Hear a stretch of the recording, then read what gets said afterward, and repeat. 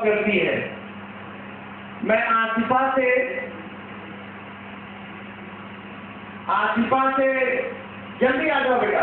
आसिफा से दरख्वास्त करूंगा कि वो ये छोटे से गुलों का जो गुलदस्ता है वो मुजफ्फर लारी साहब को भेंट करें और उनकी आमद की हम लोगों को एहसास करा दें। मुजफ्फर लारी साहब को बच्चों क्या देखिए, आज के इस आयोजन का अगर श्रेय किसी को जाएगा तो वो हमारे बीच बैठे हुए हमारे बड़े भाई और जो जर्नलिस्ट बंधु हैं उनके भी बड़े भाई हैं, मिस्टर प्रभात रंजन दीन। एक वो नाम जिसने हमेशा ही सुर्खियां बटोरी हैं, इसलिए भ्रष्टाचार के अन्य अतुलनीय है और इसीलिए मैंने उन्हें इस गुलों की पेशन गोई में सबसे आखिर में रखा है और उनको जो गुलों का जो गुलदस्ता पेश करेंगी वो हमारे साहिल फाउंडेशन की जो चेयरपर्सन है मिसेज आवासिफ नसर जी। मैं उनसे गुजारिश करूंगा कि वो बहुत इज्जत और एहतराम के साथ आपको ये गुलों का गुलदस्ता भेंट करें और बच्चों आपको बहुत जोरों से सर अभी हम आपको मौका देंगे क्योंकि आपको बुलाया इसीलिए है। आप जब ऊपर बैठेंगे जब आप सरकारें बदलती रहती है, सब कुछ होता है। देखिए, मुझे फिर माजरत के साथ ऊपर आना पड़ा।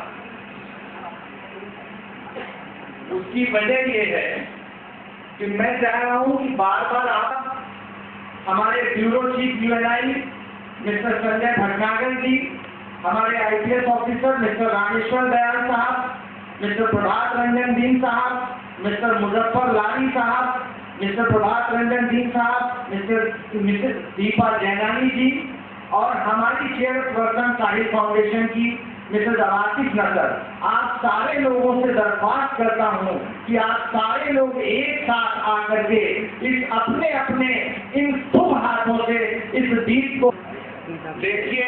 क्या हसीन समा है कि शम्मा जलाने को सारे के सारे मौजूद हैं। क्या खूबसूरत पल है, क्या खूबसूरत पल है कि वो हस्तियां सारी एक साथ शम्मा रोशन कर रही हैं। क्या खूबसूरत समा है।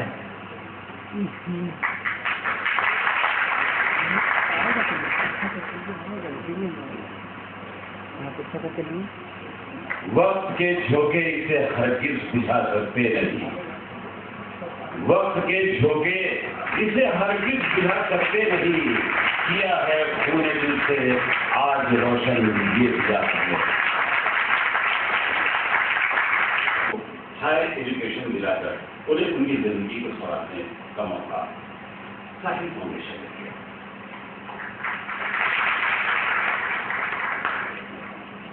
और ये सब हो रहा है एक खास जिसका नाम यहाँ पे लेना बहुत जरूरी है और वो इनकी ही कोशिशों से साहिल फाउंडेशन बनी। एसएम साहिल था और मिस्टर साहिल फाउंडेशन और उसकी यूनिट किड्स का नाम है। अब वक्त आ गया है इस चीज का आप लोगों को बेसब्री से हुआ तो मंत्री का पता ना हो।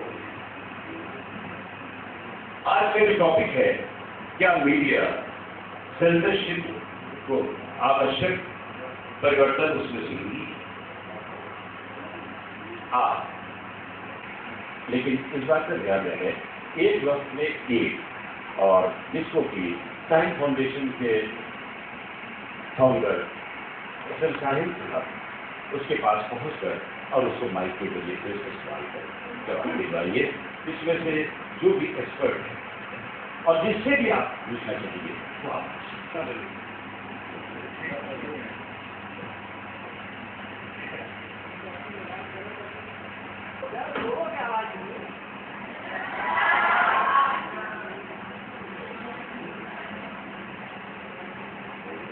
आज का दिन साहिब साहब हमेशा बाजी मार के ले जाते हैं।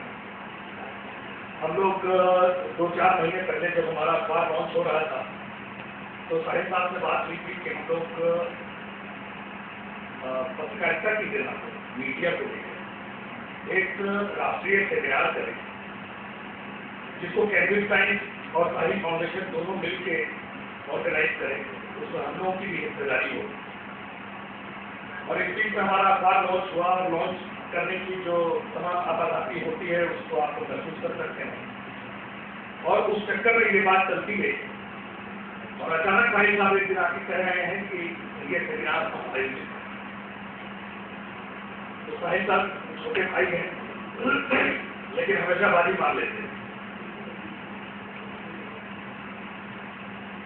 यह मैं हमेशा कहता रहा हूँ, बच्चों पिछले भी जो सभा हुई थी उसमें भी मैंने, हालांकि समय मैंने भी 1 मिनट का था, आज कोई समय की पाबंदी तो नहीं है, तो उस 1 मिनट में मैंने ये कहा था कि साहिब फाउंडेशन के स्टेज पर जब मैं आता हूँ और आप बच्चों के बीच में जब खड़ा होता हूँ तो मुझको ये लगता है कि ये मेरा गौरव बोध है कि मैं आप लोगों के बीच जो उसके पढ़ी जाती है उसका कोई मुकाबला बड़े बड़े धर्म या बड़े बड़े शास्त्र नहीं कर पाते। तो मुझको जो शुरुआत में ही बोलने के लिए बुला लिया गया है, इसका मतलब है कि मैं एक सूत्रधार की भूमिका में हूं और मैं इस विषय के बारे में थोड़ा सा परिचय दे दूं। और विज्ञान में आप लोगों ने पढ़ा होगा कैटालिटिक एजेंट के बारे में। विज्ञान मैंने भी नहीं पढ़ा है लेकिन थोड़ा बहुत जो सामान्य ज्ञान को पता है उसमें वह एक पदार्थ है जिसको रसायन में डालते हैं तो खुद पर प्रतिक्रिया नहीं करता, वो दूसरे पर प्रतिक्रिया कराता है। तो मैं यहाँ पर कैटालिटिक एजेंट की भूमिका में मैं रिएक्शन कराऊंगा। इसमें बहुत सारी बातें होंगी, इसमें कुछ बातें अटपटी होंगी, कुछ बातें सीधी और सपाट होंगी और इस पर डिबेट खड़ा होगा। और जब भी मैं डिबेट में किसी सेमिनार में आता हूं तो ये एक बात कहता हूं कि अगर ये केवल बातचीत करने के लिए और घर जाकर आराम करने के लिए अगर ये बातचीत हो तो इस बातचीत को हम लोगों को यही तो बंद कर देना चाहिए, क्योंकि बहुत सेमिनार हो चुका। 1947 से लेके जब से देश आजाद हुआ तब से आज तक केवल सेमिनार ही होगा। आज करनी चाहिए।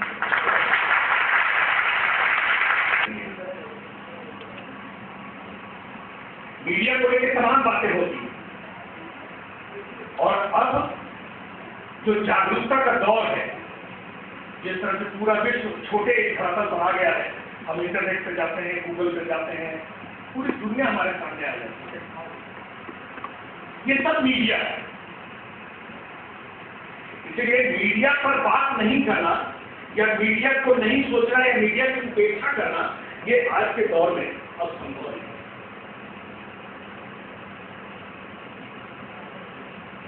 तो सवाल ये उठता है कि आज के उस दौर में, इतने संवेदनशील दौर में, जब मीडिया के बिना काम नहीं चलेगा, मीडिया अराजकता की तरफ जा रही है। आप सर्व सुरक्षित हैं, आप खा पी ले रहे हैं, ये आपके माता पिता की जद्दोजहद है। उस जद्दोजहद को महसूस करें, उस जो तकलीफ है उसको महसूस करें। लेकिन बच्चों से समाज बनना है, बुढ़े लोग थक चुके हैं। और मैंने याद करो, पिछले बार भी एक बार मीटिंग में शायद मैंने कहा था कि ये पूरा देश, यहाँ युवकों की जनसंख्या सबसे ज्यादा, पूरे विश्व में सबसे ज्यादा युवक भारतवर्ष की कुर्सियां हैं, सियासत की कुर्सियां हैं, सबसे बुढ़े बैठे हुए।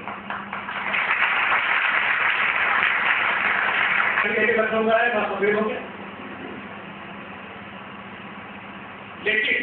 राष्ट्रपति और प्रधानमंत्री की कुर्सी छोड़ना नहीं। आप एक भी नाम बताते जिसमें एक युवा प्रधानमंत्री के रूप में वो परिपक्वता, झूठ की भी वो मैच्योरिटी अभी नहीं बढ़ी। तिकड़म को नहीं बढ़ा, पाप तक की मैच्योरिटी नहीं बढ़ी। वो कुछ अच्छा कर सकता है लेकिन उसको करने नहीं दिया जाता। इसलिए कि पूरी संसद इस पूरे मैच्योर्ड तिकड़म की राजनीति में शामिल। और मैं किसी भी अखबार में बहुत कम दिनों किया जाता, इसलिए कि मैं जानता हूं कि न उसको वो झेल पाएगी और न मैं उनको झेल पाऊंगा। लेकिन ऐसा कब होगा, कब तक होगा? राष्ट्रीय पार्टी सिस्टम का हिस्सा नहीं है, अपनी बात कहने के लिए मन देख लिया जाता है, वहां से बोल देता है, और जो एक सामान्य दर्जे का अखबार निकालता होता है उसमें 6 महीने या 8 महीने या साल भर की अवधि में जो कुछ भी कर सकता है वो करके निकल लेता है। बच्चों, ये जो जेन्युइनिटी की तरह है, जो व्यावहारिक समाज में जो उभर के आ रहा है कि जो ईमानदार है वो बिलासपुरिया मजदूर की तरह है। और मैं कहता हूं कि मैं तो बिलासपुरिया मजदूर हूं, एक बिल्डिंग खड़ी करने के लिए आया, बिल्डिंग खड़ी कर देता हूं और जब तक कोई लॉटी नहीं आता तब तक रहता हूं। कोई लॉटी आ जाता है उसके बाद चलिए हो गया, मैं दूसरी बिल्डिंग बनाने चला जाता। तो ये सिस्टम, इस सिस्टम में इस मीडिया जो कुछ भी कर रहा है, अभी जो विषय का एक पहलू है कि सेंसर मीडिया के लिए जरूरी है कि आप ये बताइए कि घूस रोकने के तो तमाम नियम है, क्या घूस रुक पाया, क्या भ्रष्टाचार रुक पाया, काला धन रुक पाया? तो नियम बनाने से कुछ भी नहीं होता।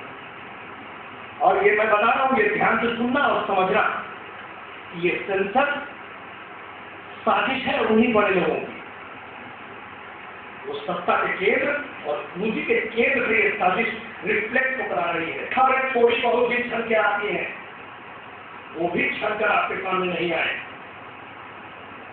आपको यथार्थ का पता ही नहीं चले, आप कुएं के मेढक की तरह रहे, जीवन जिए, और जिस तरह की व्यवस्था हो, जिस तरह की आचार संहिता हो, आप उसको झेलें और उसी में वोट देते रहे। ये साजिश वहां से रिफ्लेक्ट होकर आ रही है। इसीलिए जब मीडिया पर सेंसर की बात होती है तो मैं ये कहता हूं कि ये सेंसर एक साजिश है और इसको रोकना चाहिए।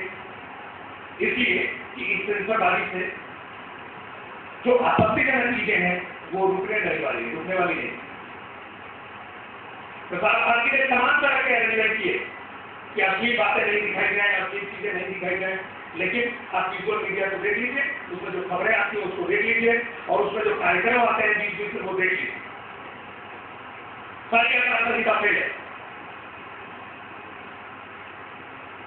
साथियों, साहित्य की बेचैनी बता रही है कि वो समय की बेचैनी है। आप लोगों को बहुत बात करने की इच्छा है, फिर कभी मौका मिलेगा। कोई भी सवाल हो,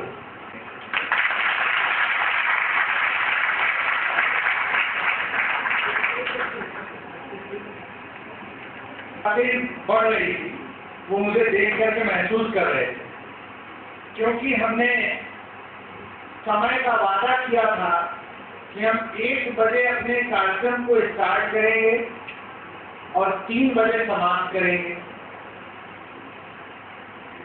लेकिन क्या करें, दिलों में जो आग है वो निकलने का मौका जब मिलता है तो उसकी कोई लिमिट नहीं होती। तो प्रभात सर के दिल में जो एक आग है जिससे वो अपने आप को जला रहे हैं, यानी आप यहां से सोच सकते हैं कि जिसने अब तक 13-14 अखबार बदल दिए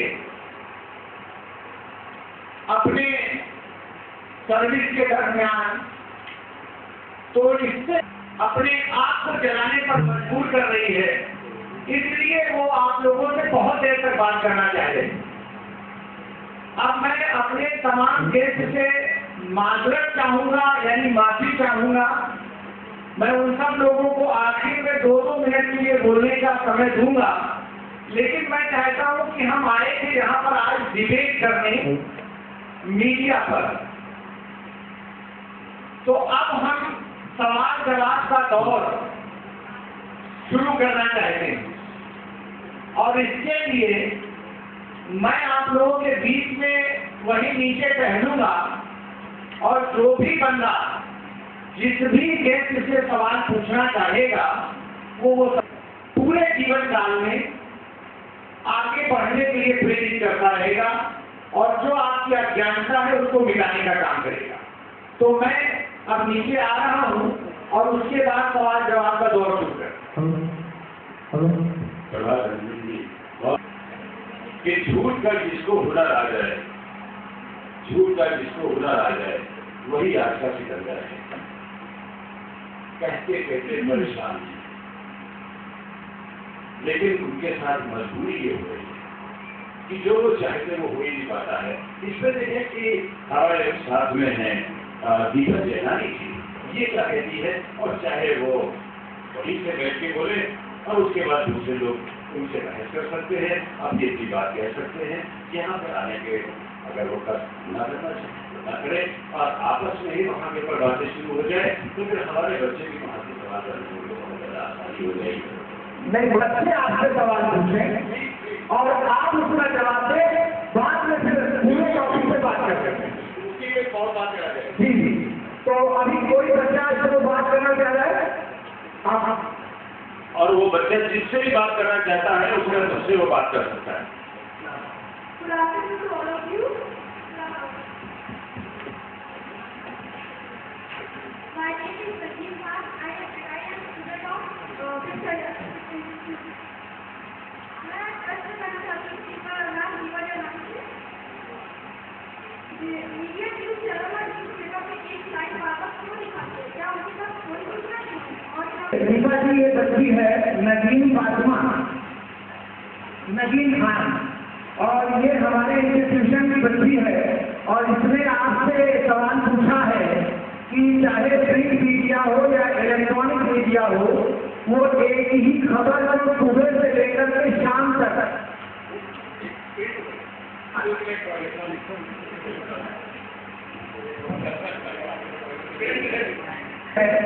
वो किसी एक खबर को सुबह से लेकर शाम तक क्यों चलाते हैं, इसका जवाब वो दीपा जैनानी से चाहते हैं।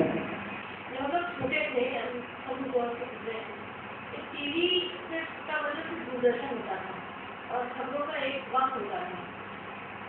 अब ऐसा हो गया कि खबरें 24 घंटों के चैनल हो गए हैं। खबरें 24 घंटे की खबरें तो बहुत है, मगर चैनल दिखाना नहीं चाहते हैं, वो दिखाना नहीं चाहते हैं जो एक तरह का सेंसेशनलिज्म पैदा करता है।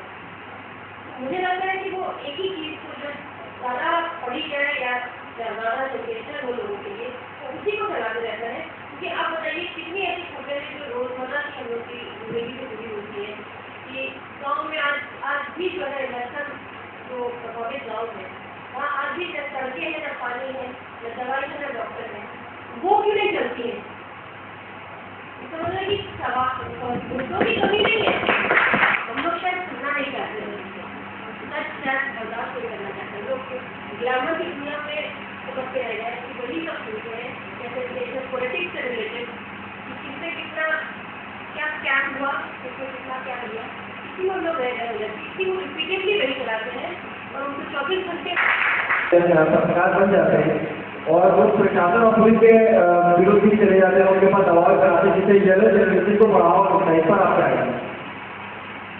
सर, बड़ा कठिन सवाल इस बच्चे ने आपसे पूछा है कि मीडिया में जो आजकल बहुत सारे चैनल चल रहे हैं जिसके पास खुद की अपनी मान्यता नहीं होती है, वो ये बताते हैं कि आप हमारे यहाँ आ जाएं और कुछ पैसे दे करके, जैसा मुझे दरमियान में है, कुछ पैसा दे करके आपकी मीडिया का कार्ड बनवाने, चैनल बनवाने और चैनल के कैमरामैन बन जाए और पत्रकार बन जाए और जाकर के खानों पर और छोटी छोटी जगहों पर अपना दबाव बना करके पैसे की वसूली करें। ये एक तरह से आप लोगों पर इंडिकेशन है कि ये मीडिया जो है अपना दबाव बना करके पैसे वसूल रही है। क्या कहना चाहते हैं सर? ये उसी समाज का हिस्सा है जिस समाज के लिए हम लोग होते रहते हैं। तो जिस तरह से हर पेशे में भीड़ बढ़ी, जिस तरह से जनसंख्या बढ़ी है, वो तो सारे पेशों पर लोड बढ़ गया और उस हिसाब से तमाम कुकुर कुत्ते डेवलप हो गए। तो जो अगर आपके संज्ञान में इस तरह का ऑर्गेनाइजेशन है जो लगता है कि ये परहेज कर रहा है, तो आप थाने में जाए, FIR कराएं।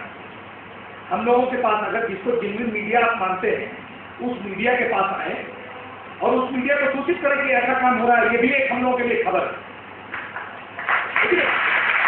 और जब आप तो इतने जागरूक हैं, तो आप जब सड़क पे चलते हैं, रास्ते में चलते हैं, बस पे चलते हैं, तो पॉकेट मारो से तो सावधान रहते ही है। तो ऐसे पत्रकारों से भी सावधान रहे। आप माइक को बिल्कुल के पास लगा देंगे। Media mainly targets the religious issues, but the main part of them is to spread and harden. So by doing this, what they want to prove? You are a perfect person. Media has a role to play in social order, in creating social order. This is why these are the things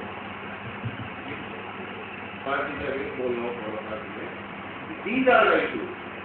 हम ये नहीं कह रहे आप हर चीज दिखाइए, you can show everything, but nothing is absolute in this system and nothing should be absolute in this system. Censorship वो भी एब्सोल्यूट नहीं है और अगर बैंड है वो भी एब्सोल्यूट नहीं है और जो है वो भी एब्सोल्यूट नहीं है।